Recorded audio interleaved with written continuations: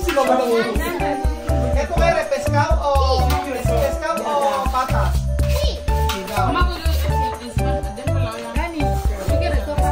Pescaw? Kitang-kita niyo po mga amigo ang napakainit na pambota. Grabe po at saka itong napakainit na kanin.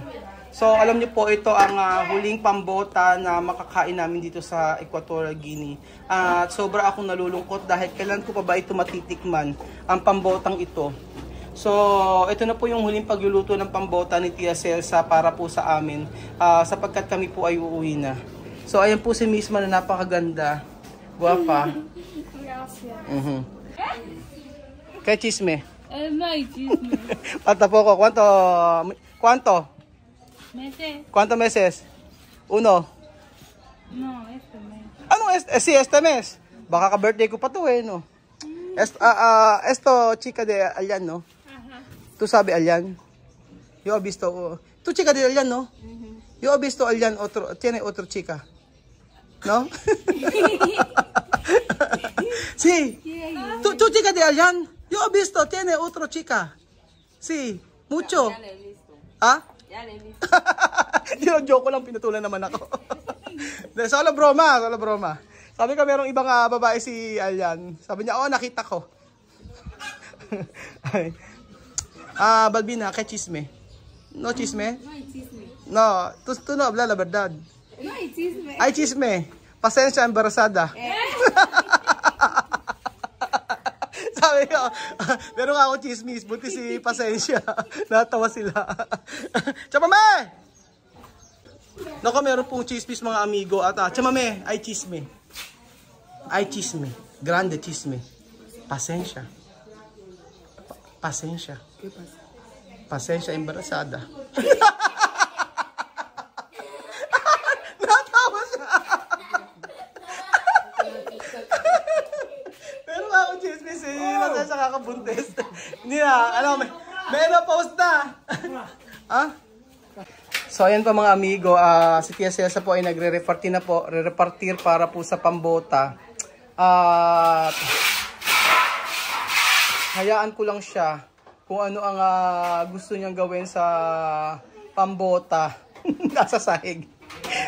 Abajo, sucio, chamame. ¿Esto limpio? Abajo. Sucio. Todo el día yo fregar. Sabi ko marumi sa sahig, hindi daw. Todo el día fregar. Met-maya daw siya daw ay naglilinis. Met-maya naman tinatapakan. Tapos si Mamud po nangunguna. Kaya nakakatawa si Mamud. Nangunguna lagi sa pagkain si Mamud. Tingnan mo kasi nangunguna si Mamud. Nakakatawa, meron na siya kupuan.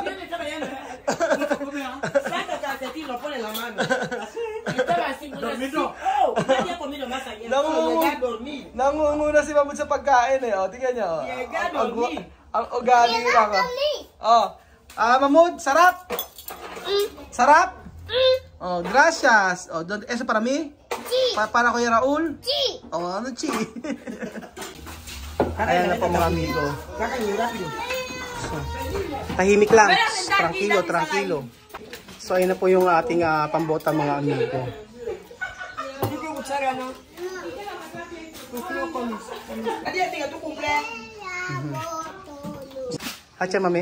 Chamame.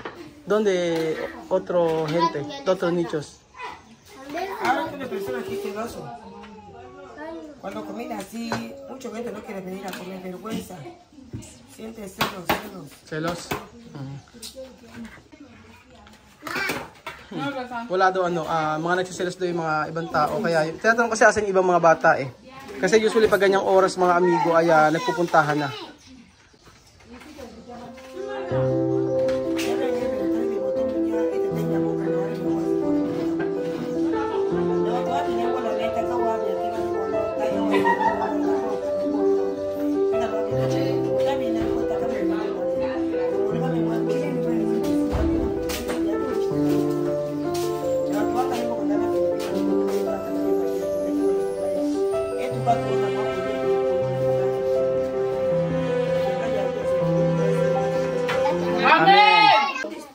So ayan po, sinarado po yung pintuan.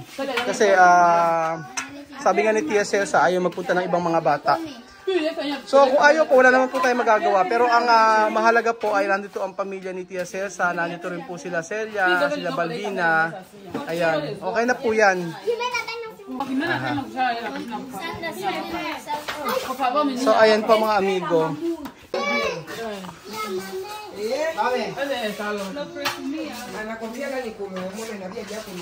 ¿Qué tú quieres? ¿Salsa? ¿Salsa o patas o pescado? Patas. ¿Qué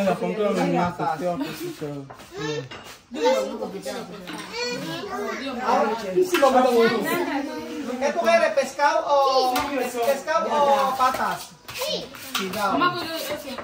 Dentro de la olla. Dani, ¿qué quieres? ¿Pescado? Arriba de la olla. Yo saco la olla.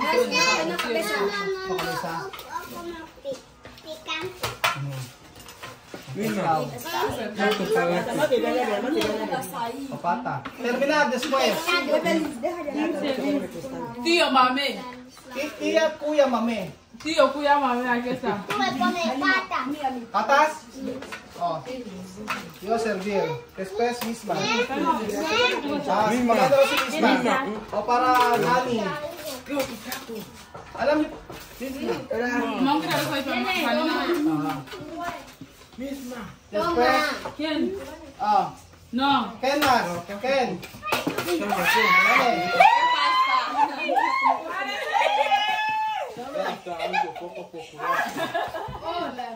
¿Cómo tú para hacer eso? Ven. Beverly. Come. Venga, ayuda. Una patas. Para tayo. Sabi. Para... Ay, la verdad. Alias nyo visto uno. Uno chica. Un chica. Un chica.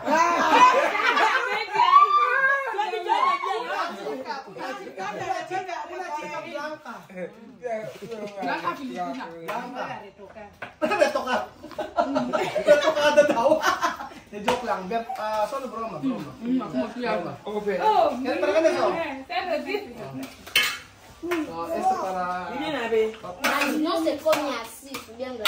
Wala tayong magagawa kung yung mga bata ay ayaw pumunta. Ganun talaga, gusto ko Nagluluto na nga pambota ng Tia Celsa na nandito ako. At uuwi na po tayo sa Pilipinas. So, bahala na po. Sayang, ang dami pa naman bata na... ¿Cómo limpia así? Kaya ito na rin. Oh, Sandra, Sandra. Toca la patata. Sandra para Sandra. Ahora para Sandra. Sandra, Ito kay Sandra. uno grande bandiha. Para guardarlo como cara. Esto para Sandra. Esto para Sandra. Esto para Sandra. Una salsa.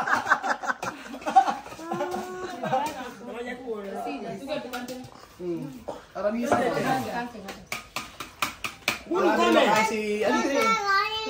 So sa huling pagkakataon ko po ang sasandok ng pambota na niluto ni Tia Celsa.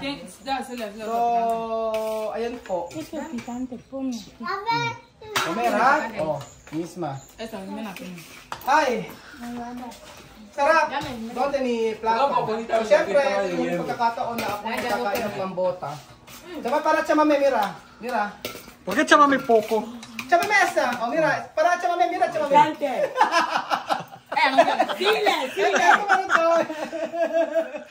No, broma. Solo sile.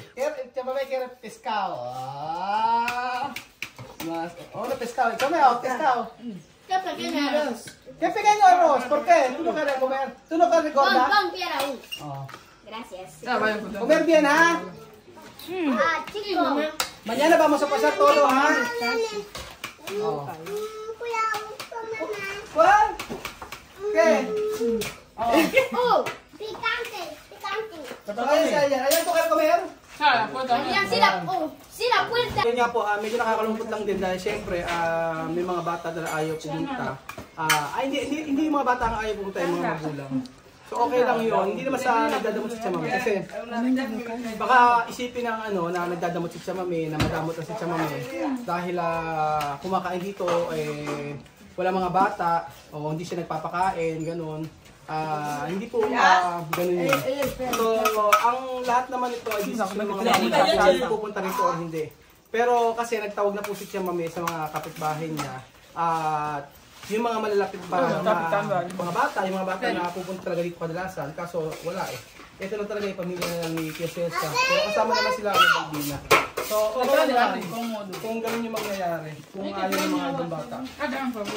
Pero at least, wag lang sana nilang isipin na nagdadamot si Tia Mami o madamot na si Tia Mami kasi baka sabihin hindi nila nagpapakain, gano'n ba? Pero open naman kasi ang bahay ni Tia Mami, kaya lang sa ngayon pagkakataon nito ay wala talaga. Di ba kasi Jose palagay mo isipin yung gano'n eh. Sabihin ay si Tia Mami madamot na. Isipin ay si Tia Mami ayaw na magpakain dito. Pero ito nga, sabi ko nga, bahala na sila mag-usap ng gano'n. Pero ang mahalaga ay si Tia Mami ay willing talaga na magpakain sa mga bata dito. So, sino lang ang okay. At ito yung last na pagkain natin ng pambota mga amigo. Kain ka na. Uling pambota para po sa inyo. El que viene, qué bonito agua. Yum, yum, yum. Yum.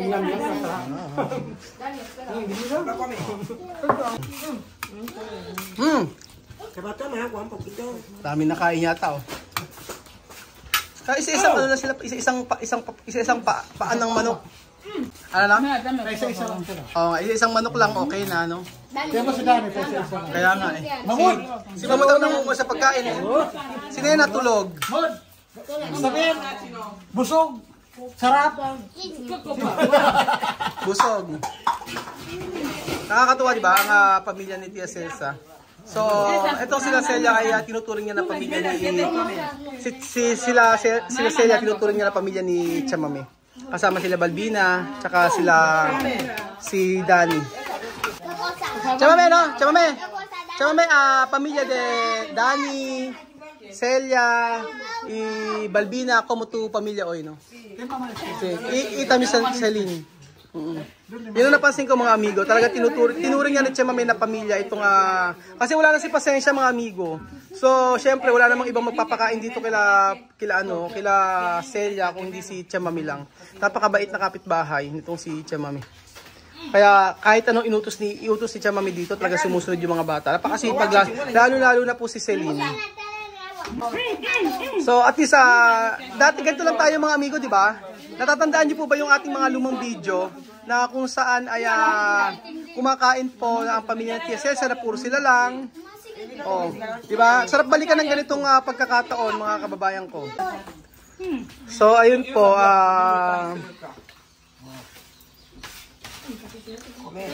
sa lahat ng mga kapitbahay po ni Tia Mami, ang nagpunta lang po ngayon ito si Cedric at saka si Papito. Silang dalawa lang po. Pero yung the rest wala. Ang daming wala.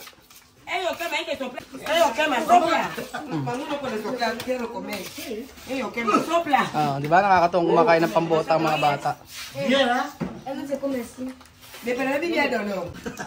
Grabe si Sandra. No come mucho, Sandra. Sí, come mucho agua. Manaya, decido comer mucho para gorda como ella. Gorda como cuál? Como Manaya. Mamakal? Ken? Para Aya daw. Yari ka Aya. Kakain daw marami si Gracia si Sandra para daw maging sa taba ni Aya. Gagaya sa'yo Aya. Aya, shout out sa'yo. So, ang idol ni Sandra ay si Aya. Para tumaba daw siya. Sabi ito kay Remas? Ayan po. So ayun pa mga amigo, dito po katapos ang ating video. Grabe ang pawis ko pero sobrang saya po na balik-balikan lahat ng mga videos. Dati ganyan lang po kami kumakain kasi pamilya ni Tia Celsa, walang masyadong mga bata. Yung mga una-unang mga taon, ganyan-ganyan po ang style namin. Pero masaya dahil ang nagbago lang naman ay yung estado ng pamumuhay ni Tia Celsa, pero ang kanyang puso at ang kanyang kabutihang asal ay patuloy pa rin na namumutawi at talagang lutang na lutang ang kabutihan ng inyong Tia Celsa. At yun po ang maganda. Ano man yung ang daming pagsubok na dinanas ng pamilya Matinggang, ngunit sa hulit-huli ang kabutihan niya ang nanaig. Dahil yan sa tunay na Celsa. Yun po. Salamat po mga amigo at God bless po. Adios, hasta mañana! Bye! Bye!